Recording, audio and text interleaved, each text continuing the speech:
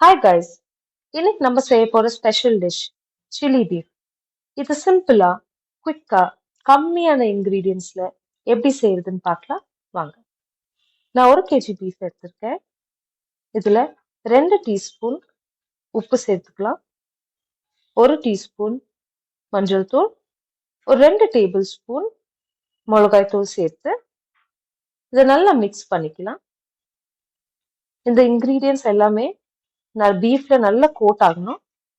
இது மிக்ஸ் பண்ணி ஒரு 15 மினிட்ஸ்க்கு சைடில் எடுத்து வச்சுக்கலாம். ட்ரை இன்கிரீடியன்ஸ் பார்க்கலாம். 15 red chillies, 1 table spoon pepper powder, இஞ்சி பூண்டு இடிச்சு வச்சிருக்கேன். ஒரு பேன்ல 2 டேபிள் ஸ்பூன் எண்ணெய் சேர்த்துக்கோங்க. எண்ணெய் நல்லா சூடானதும் சில்லிஸ், பெப்பர் பவுடர், இடிச்சு வச்சிருக்க இஞ்சி பூண்டு சேர்த்துக்கோங்க. நான் இங்க பெப்பர் பவுடர் சேர்த்துருக்கேன், நீங்க பெப்பர் கார்ன்ஸும் சேர்க்கலாம். அண்ட் ரெட் சில்லிஸ் உங்க காரத்துக்கு ஏற்ற மாதிரி நீங்க சேர்த்துக்கலாம். இது நல்லா கொஞ்ச நேரம் வதக்கிக்கோங்க.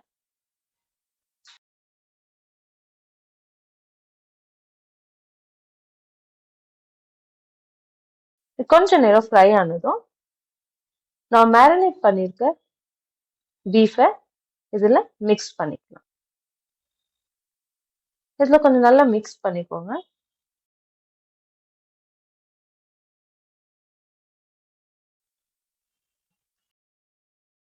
ஃப்ரை பண்ண இன்கிரீடியன்ஸோட கொஞ்சம் நல்லா மிக்ஸ் பண்ணிக்கோங்க. இது ஒரு 5 மினிட்ஸ் ஃப்ரை பண்ணும்.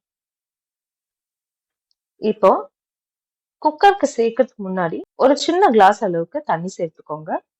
தண்ணி சேர்த்து ஒரு 2 மினிட்ஸ் இதை ஃப்ரை பண்ணிக்கலாம்.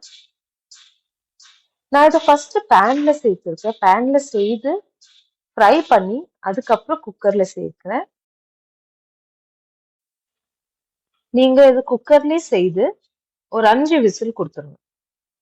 விசில் ஆனதும் இறக்கி 5 மினிட்ஸ்க்கு ஃப்ரை பண்ணிக்கோங்க.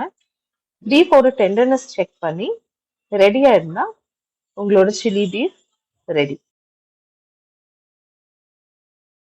இது நீங்களும் ட்ரை பண்ணிவிட்டு உங்கள் ஃபீட்பேக்கை கமெண்ட் பண்ணுங்கள். Stay tune for more such recipes. Next வீடியோவில் பார்க்கலாம்.